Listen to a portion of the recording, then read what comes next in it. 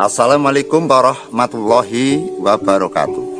Allahumma sholli ala sayyidina Muhammad wa ala ali sayyidina Muhammad. Alhamdulillah wal syukurillah.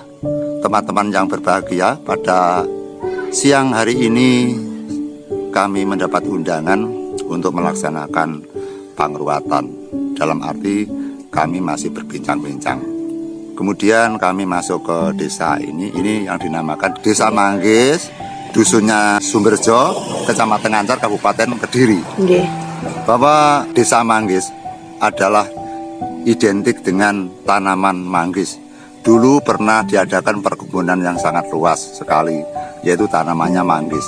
Hingga sampai Bapak Gubernur kita di era dulu pernah menghadiri di wilayah ini, karena daerah ini benar-benar sangat cocok sekali dengan tanaman manggis. Namun demikian, karena perkembangan zaman, maka untuk masyarakat setempat lebih mengutamakan bentuk-bentuk perumahan-perumahan dan tanaman-tanaman yang lain. Sehingga kami hadir takjub sekali, kami heran sekali, kami kagum sekali bahwa tanaman manggis adalah merupakan buah yang sangat mahal, tanaman yang benar-benar merupakan tanaman aneh, tanaman yang bisa untuk menciptakan hasil yang besar. Manggis adalah merupakan tanaman yang bisa dipakai berbagai macam. Manggis bisa untuk panorama alam, karena manggis merupakan tanaman yang sangat subur sekali, tanaman yang sangat hijau sekali, daunnya yang rindang, daunnya yang banyak, sehingga untuk bisa menciptakan ozon, menciptakan sirkulasi udara menjadi nyaman. Jadi O2 itu bisa tercipta dari daun-daunan atau pohon-pohonan, bahwa pohon itu ujungnya kan ada klorofil daun, sehingga klorofil daun untuk menciptakan tentang zat penghijau daun. Sehingga untuk Indonesia khususnya itu membutuhkan bentuk-bentuk tanaman yang banyak, hutan-hutan yang pada gundul, hutan-hutan sama ditebangi, pertanian menjadi perumahan-perumahan, sehingga banyak persada atau wilayah Kediri dan sebagainya itu tempat-tempat hasil cipta karya untuk pertanian, ternyata untuk perumahan, untuk terminal, bahkan ada lagi untuk lapangan terbang, itu sangat mengganggu dengan sirkulasi udara. Sehingga untuk wilayah Indonesia itu kekurangan tentang oksigen, kekurangan tentang kesejukan. Sehingga kalau ini dibiarkan, maka dunia akan merasakan rasa yang sangat panas sekali, sehingga kepanasan daripada bumi hingga akan menciptakan sesuatu hal yang akan membuat tidak nyaman. Kita kembali kepada titik permasalahan adalah pohon manggis. Pohon manggis adalah merupakan pohon yang sangat indah. Buah manggis adalah merupakan buah yang bisa untuk konsumsi manusia, untuk menciptakan vitamin. Dan kandungan-kandungan yang ada di pohon manggis sangat banyak sekali, termasuk vitamin C dan sebagainya. Bisa untuk pengobatan juga, Mang? Kami ketepatan juga seorang tabib, kami juga seorang penyembuh dari herba atau dari bahan-bahan alami. Sehingga kami mengerti bahwa tanaman-tanaman yang ada di Indonesia ini sangat banyak sekali fungsi dan guna, seperti buah rambutan. Buah rambutan itu bijinya juga bisa untuk menciptakan penyembuhan, khususnya untuk penyakit kencing manis yang luka, kencing manis yang basah. Seperti halnya pohon manggis. Pohon manggis itu bijinya atau kulitnya itu bisa dijemur sampai kering, kemudian dikonsumsi untuk menciptakan antioksidan, menciptakan kekebalan tubuh, sehingga biji manggis itu bisa untuk menanggulangi atau untuk menghadang datangnya atau munculnya penyakit kanker, baik kanker jinak atau kanker ganas. Sehingga pohon manggis itu kulitnya atau cangkangnya dijemur sampai kering, kemudian sekitar setengah kilo dari beratnya itu, airnya atau 1 liter atau 2 liter direbus, kemudian apabila dingin diminum 1 hari 3 kali untuk bisa menghadang adanya penyakit kanker atau tumor. Sehingga biji manggis atau kulit manggis bisa menjadi pengobatan bagi orang-orang yang kena penyakit kencing manis, juga bisa untuk penyakit kanker dan tumor. Pemirsa, kita akan menunjukkan bahwa pohon manggis adalah merupakan tanaman yang sangat penting sekali bagi kehidupan kita.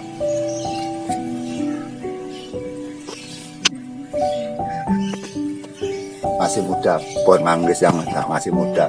Iya. Ini kan ada buahnya di situ itu. Oh iya, ini. Ada buahnya. Ya Tuh teman-teman, buah ini sudah mulai berbuah.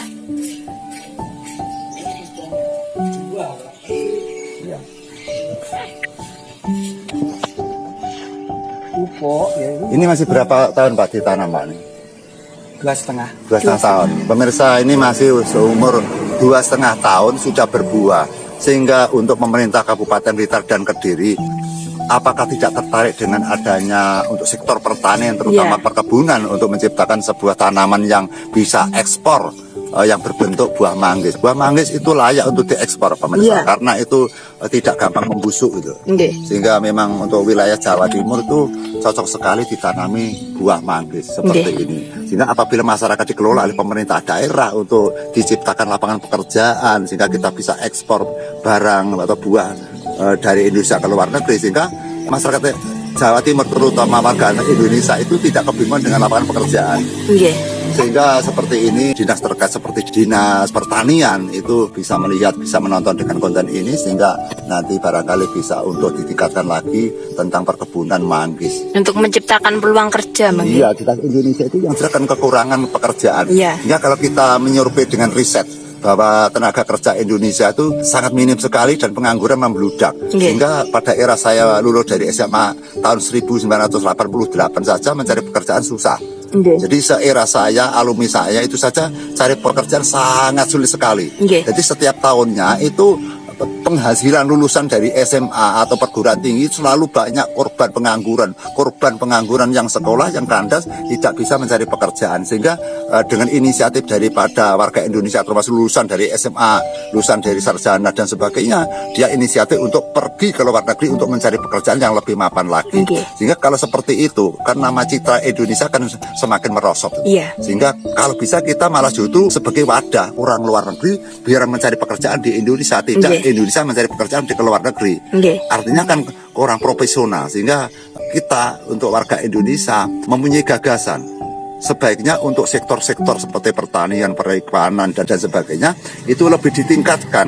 Karena kualitas dan kuantitas warga Indonesia yang pintar baik dari sektor-sektor pertanian, perikanan, perindustrian ditingkatkan, sehingga di Indonesia malah mutah daripada banyaknya luang-luang pekerjaan. Sehingga kalau bisa Indonesia sangat kesulitan untuk mencari tenaga kerja. Tidak kita sulit untuk mencari pekerjaan, tapi kita harusnya sulit mencari tenaga kerja. Nah, dengan hal itu kalau ini nanti semakin lama kita hanya sebagai seorang buruh ke luar negeri, bahasanya yang lebih rendah lagi adalah jongos. Kalau kita hanya sebagai jongos untuk mengabdi kepada bangsa-bangsa manca di luar negeri, otomatis cita-cita kebangsaan, cita-cita Indonesia kan tidak bisa agung gitu. Kalau kita ingat pada era zaman Majapahit, yaitu Sang Raja Hayam Wuruk, Mahapatihnya Gajah Mada yang ditakuti oleh seluruh persada bumi, bahwa mancanegara, negara-negara yang lain ketakutan dengan kekuatan Majapahit yang mempunyai kapasitas prajurit yang handal, memiliki kapasitas penghasilan bumi yang melimpah ruah. Makanya di dalam sejarah agenda Majapahit ada orang yang bilang bahwa Majapahit adalah merupakan negara yang diktator, negara yang susah, negara yang miskin. Salah besar itu. Jadi ada orang yang tidak senang dengan kerajaan-kerajaan atau orang leluhur mengatakan bahwa pada zaman kerajaan itu merupakan masa-masa diktator, masa-masa kekejaman, masa-masa penganiayaan kepada rakyat. Tidak, pemirsa, bahwa pada zaman kerajaan Majapahit itu memang negara yang berhasil tentang mengangkat harkat martabat kerajaannya. Seperti hanya kita tahu bahwa pada zaman Majapahit, Raja Hayam Wuruk mengundang raja dari Cina atas Kublai Khan didatang dijamu di kerajaan Majapahit. Tamu-tamu undangan dari Cina itu dikasih sajian yang begitu mewah, makanan, buah-buahan, apapun serba mewah di tempat sendang. Sekarang pun sendang di Mojopahit kan masih ada. Sehingga pada saat Cina-Cina diundang datang di kerajaan Majapahit, disaksikan berbagai panayaka Projo Mojopahit, diajak makan bersama. Sehingga piringnya saja itu merupakan emas, sendoknya juga emas. Setelah makan-makan, piring hanya dibuang di sembarang tempat, piring hanya dibuang di sendang. Sehingga melambangkan bahwa orang Indonesia itu sangat giginya tinggi. Piring emas, sendok emas yang dibuang di dalam sendang tadi, dia bermaksud agar bangsa manca atau orang-orang Cina, raja-raja Cina tahu bahwa Indonesia negara yang bergengsi, Majapahit negara yang bergengsi, negara yang berwibawa. Jadi emas saja hanya dibuangi. Sehingga kejadian atas kerajaan Majapahit yang makan bersama dengan kerajaan-kerajaan yang lain, dengan tentara-tentara Tatar, tentara Cina, sehingga menjadi umum. Menjadi umum bahwa tentara Cina pulang ke negaranya Cina membicarakan Majapahit, bahwa Majapahit memang negara yang sangat kaya raya. Terbukti apa? Makan sembarang ada, buah-buahan sembarang ada, semuanya berupa emas, baik itu perhiasan, relik dan sebagainya di dalam kerajaan merupakan perhiasan emas. Kemudian makan piring pakai emas, sendok pakai emas, emas itu saja hanya dibuang-buang. Sehingga berita-berita yang indah bahwa Indonesia yang agung itu dibawa oleh Cina, disebarkan ke daerah Eropa, Asia, Afrika. Kemudian orang Asia, Afrika heran atas kekayaan orang Indonesia atau orang-orang Jawa atau orang-orang kerajaan Majapahit. Sehingga akhirnya orang-orang mancanegara berbondong-bondong ingin menjajah negara Indonesia karena heran dengan hasil bumi, hasil dengan rempah-rempah, hasil dengan tanaman Indonesia, hasil dengan sumber alam bumi. Sehingga Indonesia pada era zaman Majapahit benar-benar ditakuti oleh mancanegara, pemirsa. Nah, kita kembali kepada zaman sekarang, bahwa zaman sekarang Indonesia itu justru malah bingung pekerjaan, menghamba, menjadi buru-buru ke luar negeri. Artinya dalam keagungan Indonesia itu merosot.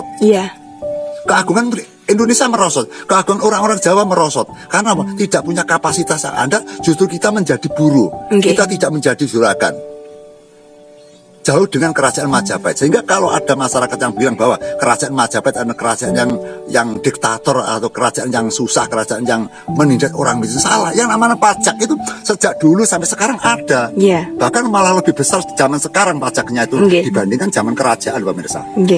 Sehingga kita patut untuk menyukuri kepada para raja-raja, menyukuri para leluhur kita pada era zaman-zaman yang lalu yang bisa memamerkan kegengsiannya kepada mancanegara, hingga mancanegara terpikat dengan keagungan Indonesia. Akhirnya para bangsa manca ingin hidup di Indonesia. Sampai ada sebuah agenda sejarah yang sangat besar bahwa orang-orang mancanegara sama menjajah Indonesia, ingin mengambil rempah-rempah Indonesia. Indonesia penuh dengan rempah-rempah, hasil buminya sangat banyak, tanahnya sangat subur sekali. Kalau orang Jawa berbunyi demikian, loh subur ingkang sarwa tinantur, jinawi murah ingkang sarwa tinuku. Artinya sembarang yang ditancapkan di bumi Indonesia, ditancapkan di bumi pertiwi ini akan menjadikan hasil yang sangat besar. Kita kembali kepada titik permasalahan, kita masuk ke desa, yaitu Desa Manggis.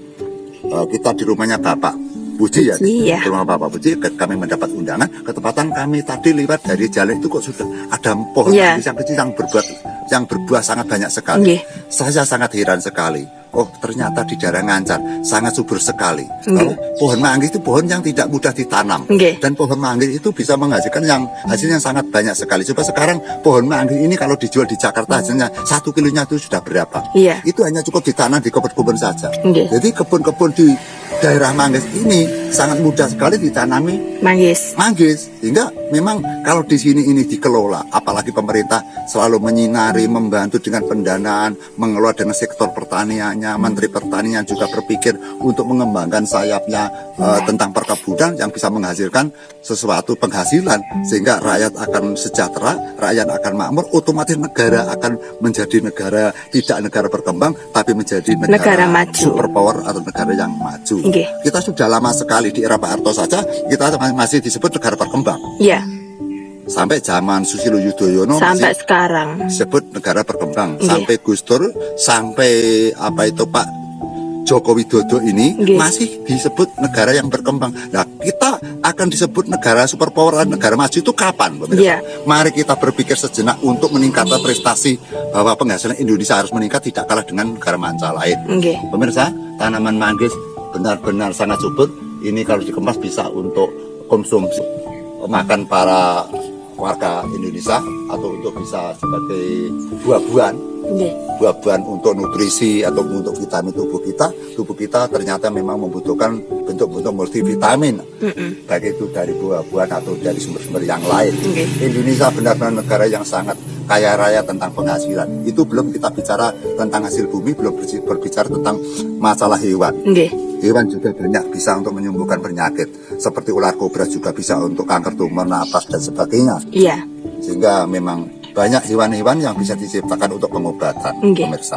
Kami sudah biasa untuk memberikan penyembuhan kepada orang kanker tumor, liver, ginjal dan sebagainya. Kita memakai dengan pengobatan, yaitu dari jalur darah, daging, atau perunya ular kobra. Iya. Itu hanya satu bidang saja, itu belum lagi hewan-hewan yang lain seperti beruang. Iya. Peru beruang juga sangat bagus sekali untuk menghadapi kanker dan tumor. Nggih. Itu masih hewan saya ceritakan nanti masih banyak Iya. sekali untuk penyembuhan. Belum tumbuh-tumbuhnya sangat banyak sekali. Nggih. Belum kita bicara tentang praktisi atau supranatural yang Nggih. bisa untuk menyembuhkan penyakit, pemirsa. Maka dari itu kita kembali kepada titik permasalahan di desa Manggis ini adalah layak dan patut untuk diperkembangkan, dibudidayakan tentang pertanian, tentang manggis. Iya. Kita kembali kepada permasalahan kepada siang hari ini kami diundang oleh Bapak Puji, Bapak untuk melaksanakan pangruatan. Pangruatan ini adalah perubahan, pangruatan adalah reformasi dari sengsara menjadi mulia, dari sakit menjadi sembuh, itu namanya pangruatan. Jadi bisa merubah dari dulunya yang bekerja susah menjadi lancar, kemudian yang dari gelap menjadi terang. Itu untuk gegayuhan, untuk tujuan daripada pangruatan. Bincang-bincang kapan dilaksanakan pangruatan, kami langsung tajuk tertarik kepada pohon manggis yang sangat indah sekali. Saya memang mengagumi alam, pemirsa, sehingga seketika saya tahu alam hijau royo dan ada buahnya, saya sangat mengagumi, saya sangat heran sekali. Pemirsa, mari kita lihat sejenak. Ya, ini dia teman-teman, jadi ini sudah mulai berbuah.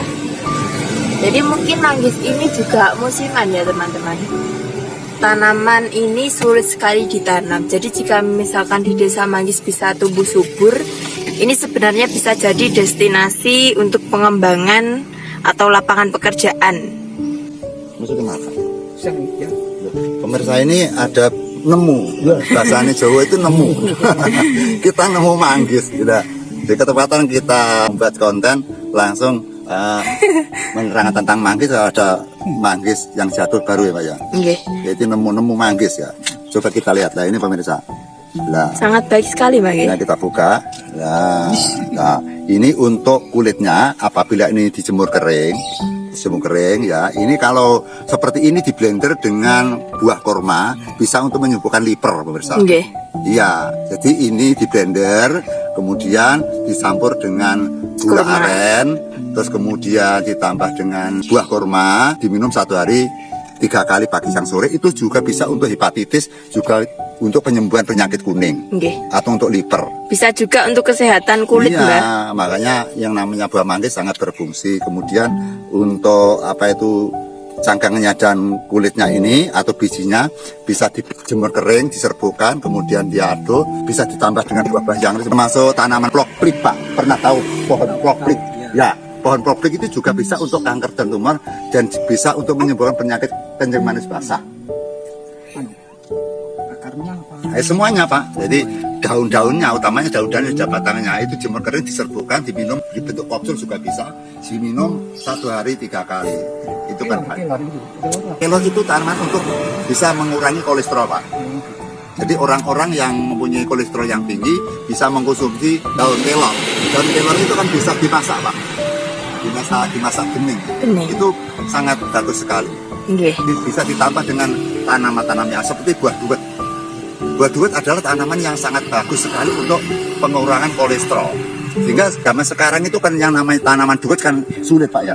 Jadi tanaman duet kemudian ditambah daun wimbo itu juga bisa untuk menyembuhkan penyakit kencing manis.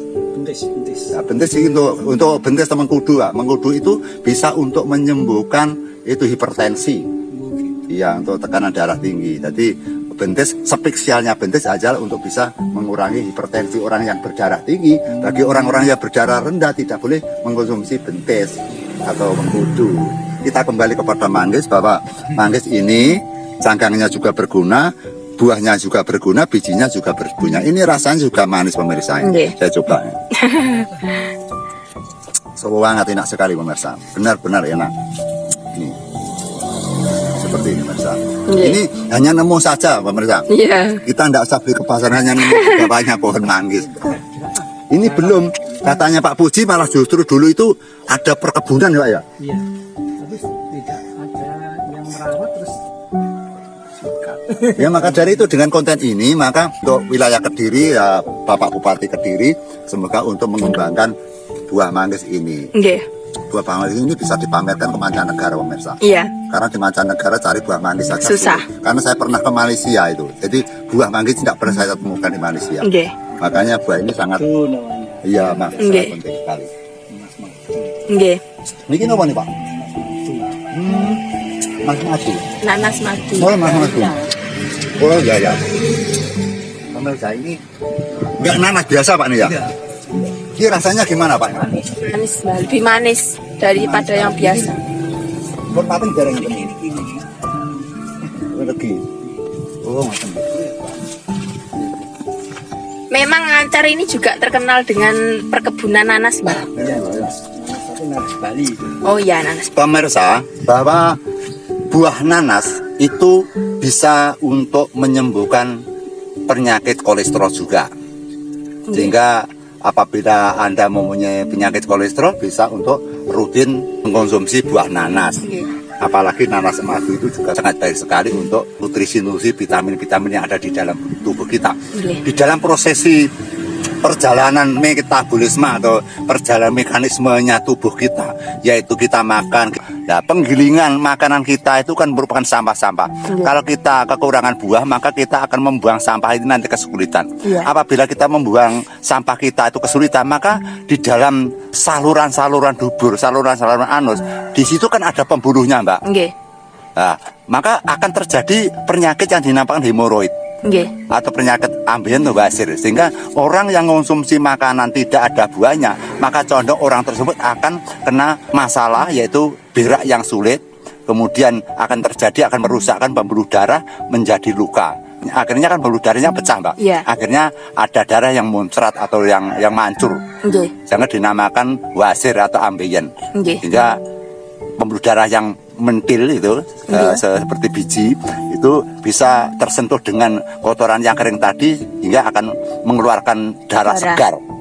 Dan itu apabila nanti semakin rusak, semakin parah sehingga di dalam dubur pun akan menjadikan pembusukan atau luka. Saya sering sekali mengatasi orang penyakit basir atau penyakit hemoroid, sehingga tidak hanya mengeluarkan darah, mengeluarkan seperti daging yang modot, seperti merah itu seperti memanjang sekian. Bahkan juga ada pernah kisah itu ada orang penyakit ambien itu ada sekitar 30 cm modotnya itu. Ada. Jadi modot 30 cm itu ada, besarnya sekian itu ada dulunya. Bahwa penyakit ambien atau hemoroid atau penyakit basir itu sangat berbahaya sekali. Kita berak saja benar-benar sakit sekali, peringisan sekali kalau kita sakit ambien. Kita duduk saja susah. Kemudian kita tidur kita susah. Terus kemudian kita berak juga susah. Dengan adanya daging yang tumbuh tadi seperti hemoroid, seperti ambien tadi, yang daging yang modot tadi, itu kalau dia pada saat dia kumat itu modot gitu ya, itu kembalinya mengkeret lagi itu 24 jam. Jadi kalau kita pembuluh darah kita modot keluar daripada dubur, nanti akan kembali masuk lagi itu jadwalnya jam 24 jam. Kalau belum 24 jam tidak bisa nanti masuk. Kalau belum masuk tetap merasakan sakit. Kalau sudah masuk kembali kepada semula baru nyaman lagi. Makanya orang sakit ambien atau basir itu sangat menderita sekali. Belum nanti kalau kita berjalan, kita duduk, celana kita kan basah itu. Kalau perempuan sangat memalukan sekali, nanti kan roknya juga basah dan berbau busuk. Makanya untuk menghindari penyakit basir, penyakit ambien, itu mari kita untuk menggemari dengan mengkonsumsi buah-buahan agar kita nanti untuk di lambungnya kita giling, kita proses sehingga kita akan mengeluarkan dengan sampah-sampah dengan lunak, dengan mudah, tidak menyakitkan, tidak merusak dengan pembuluh darah yang ada di dubur yang dinamakan hemoroid gitu.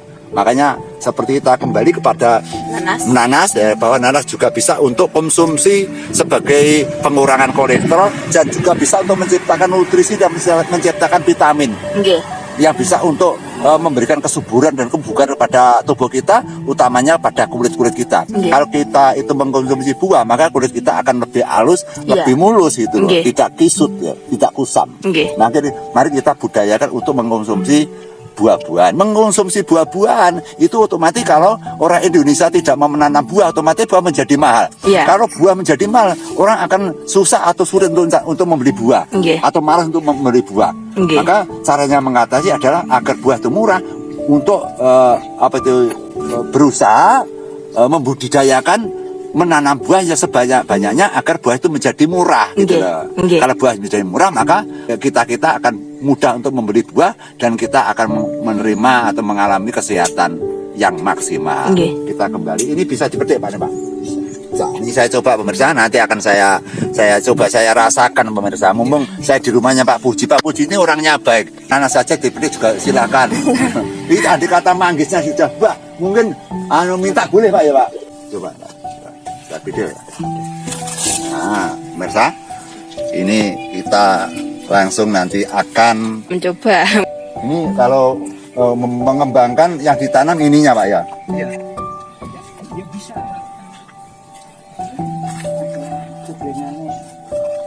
Oh ada semennya, ada anaknya ya, tunas-tunasnya Mbak ya. Tapi belum, mungkin kalau sudah dipetik mungkin akan tumbuh tunas Pak. Biasanya kalau sudah dipetik maka akan tumbuh tunas-tunas.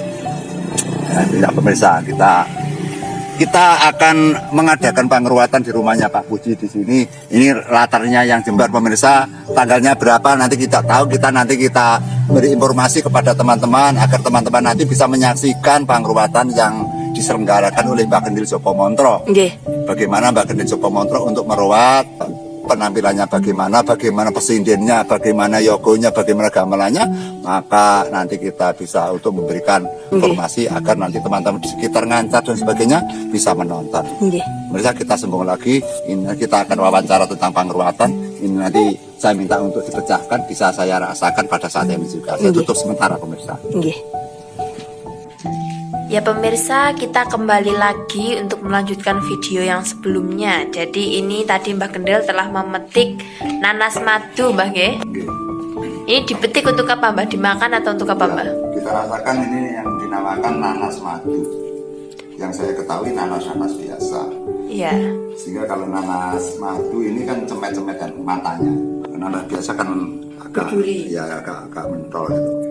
Agak menol ke atas itu. Nanti kita Durinya juga nggak ada durinya Bang ya? Wah, nanas itu beningnya bisa berasal dari kuncungnya ini ditanam, nanti juga akan berbuah seperti ini. Juga bisa mengambil dari tunas-tunasnya yang ada di bagian bawah itu. Ya, bagian bawah nanti akan tumbuh tunas-tunas benih-benih kecil-kecil itu juga bisa untuk ditanam lagi. Nanti akan berbuah seperti ini.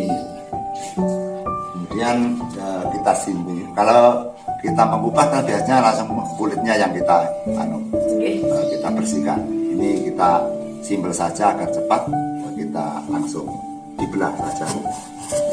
Seperti ini pemirsa. Cara mengupas nanas dengan cepat ala Mbak Kendil. Cepat saja, biasanya dikupas sedikit-sedikit. Biasanya kupasnya seperti ini. Gitu. Ini saya kupas secara cepat saja. Sini.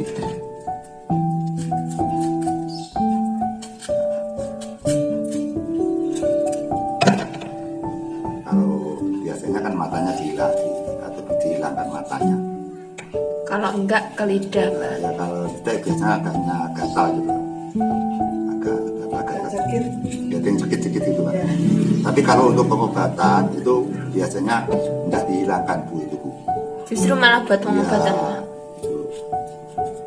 Masih punya keunggulan kalau masih muda itu biasanya kalau orang dulu untuk buat kejahatan dan untuk itu menghancurkan janin.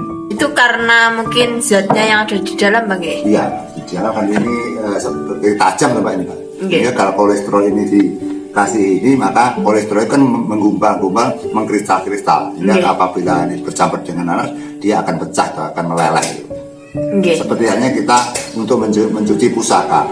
Mencuci pusaka juga pakai nanas. Dia akan membusuk dan akan menghancurkan karatnya besi atau tayengnya besi. Maka ini kalau untuk orang dulu untuk menggugurkan bayi, ini bisa rontok janin musuh ini. Tapi kalau sudah masa seperti ini itu tidak begitu kuat. Bagi orang-orang yang ibu hamil, baik ibu hamil yang muda atau janin kecil atau yang sudah berbentuk bayi, itu tidak boleh untuk makan atau mengkonsumsi nanas. Karena bahaya untuk kandungan ibu. Memang tidak masam. Manis Bang ya? Manis sekali. Padahal ini kan masih berwarna hijau. Tapi kalau untuk kandungan zatnya misalkan dibuat mencuci pusaka dan lain-lain itu sama saja Mbak? Iya sama saja. Tapi ini kalau untuk buah sangat yang muda. Yang muda itu sangat bahaya untuk orang ibu hamil Pak. Tidak boleh. Tidak boleh. Berkali-kali saya melihat orang untuk mengukurkan bayi itu pakai nanas dan juga berhasil. Makanya dia selama 1 minggu itu akan mengeluarkan darah. Ada lagi yang di blender juga ada. Jadi nanas untuk mengukurkan bayi itu yang muda Pak ya, yang muda yang masih kemasam terus kita makan. Jadi setiap saat terus makan nanas pagi siang sore malam, pagi siang sore malam, akhirnya janin yang ada di dalam kandungan ibu dia akan rontok, akan hancur, akan kotel, akan membusuk. Sehingga untuk nanas sangat berhati-hati bagi orang ibu hamil, jangan sampai makan nanas. Baik itu muda atau yang sudah matang itu sangat kurang baik untuk kesehatan bayi. Tapi bagi orang-orang yang tidak hamil atau laki-laki atau perempuan sangat bagus sekali untuk menciptakan multivitamin atau untuk mendatangkan zat seratnya agar kita mudah untuk bergerak dan gizi bisa diedarkan seluruh tubuh oleh ginjal. Jadi malah menambah kesehatan pemirsa. Nanas madu adalah nanas yang benar-benar manis sekali. Bagi Anda pemirsa semua, apabila ingin membeli nanas madu, kita tidak susah ke pasar patok, pasti ada Pak ya. Di pasar patok Kecamatan Ngancar itu sentralnya buah-buahan nanas. Jadi kalau beli di situ banyak sekali. Mana nanas madu dan nanas biasa pemirsa. Pak Puji itu dulu nggak pernah nanam nanas Pak? Belum pernah. Ini coba-coba. Itu dari mana Pak dulunya Pak bisa dibuat? Dari teman ya. Nah, dikasih itu coba. Ya, bijinya dulu. Ya. Dua. Kok nanamnya di bawah pohon manggis kenapa Pak? Enggak Pak, di tempat-tempat yang lebih panas itu. Itu mudah kan itu udah dibuat tembok terus saya kan di bawah temboknya gitu. Itu kalau misalnya ditanam di kepanaskan lebih baik lagi, lebih besar Pak. Lebih besar sekali. Pak Puji juga belum pernah untuk memperpanjang atau memperluas tanaman nanas. Sehingga apabila coba-coba ternyata juga hidupnya hanya di bawah pohon manggis saja sudah hasilnya besar sekali. Sehingga apabila ditanam, dipupuk, kemudian dirawat dengan baik akan lebih besar lagi dan lebih manis lagi. Karena nanas apabila ditanam di kepanasan di daerah-daerah yang panas itu kemanisannya semakin meningkat, semakin banyak. Kalau ditanam di bawah pohon itu kurang, manisnya kurang. Hari ini saja ditanam di bawah pohon saja sudah manisnya terasa sekali seperti madu, sangat enak sekali pemirsa. Kandungan-kandungan yang ada di buah nanas sangat banyak sekali pemirsa.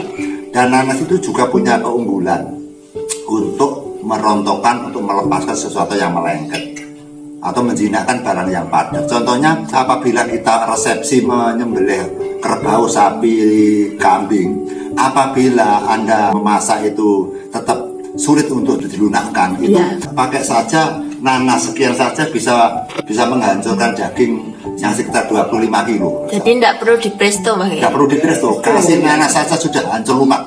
Pemirsa, semoga ini Pak Puji, ini Pak Puji, ini punya.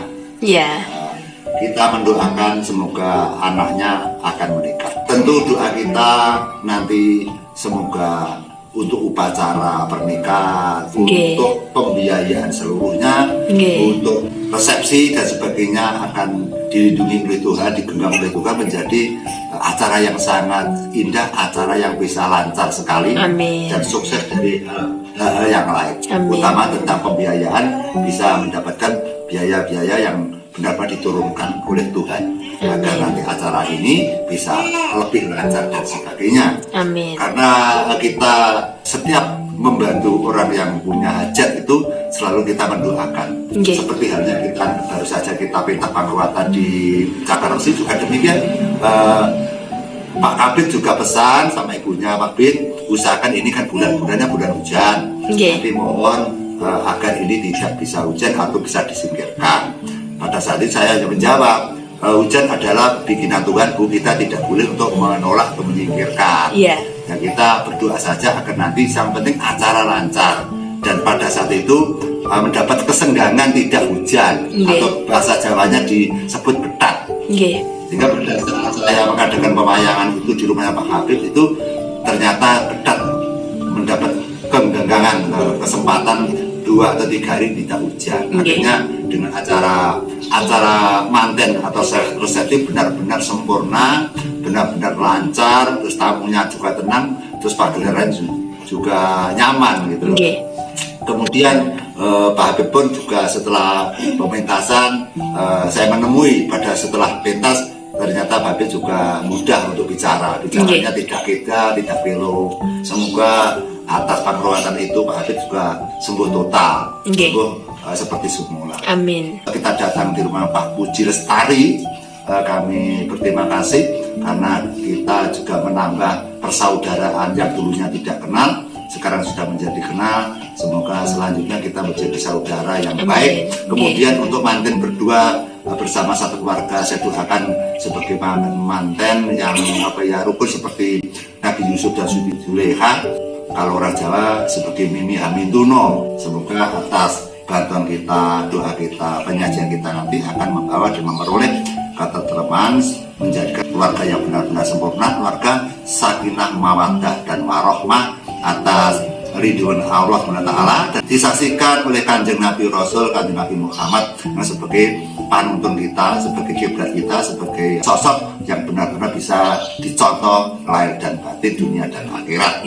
Pemirsa, cukup sekian. Semoga atas kedatangan ini akan menjadikan hal-hal atau akan menjadikan kedamaian dan kesempurnaan, ada kemajuan lahir dan batin. Ihdinas siratal mustaqim. Wassalamualaikum warahmatullahi wabarakatuh. Sugeng rahayu ingkang pinanggih. Amin ya rabbal alamin.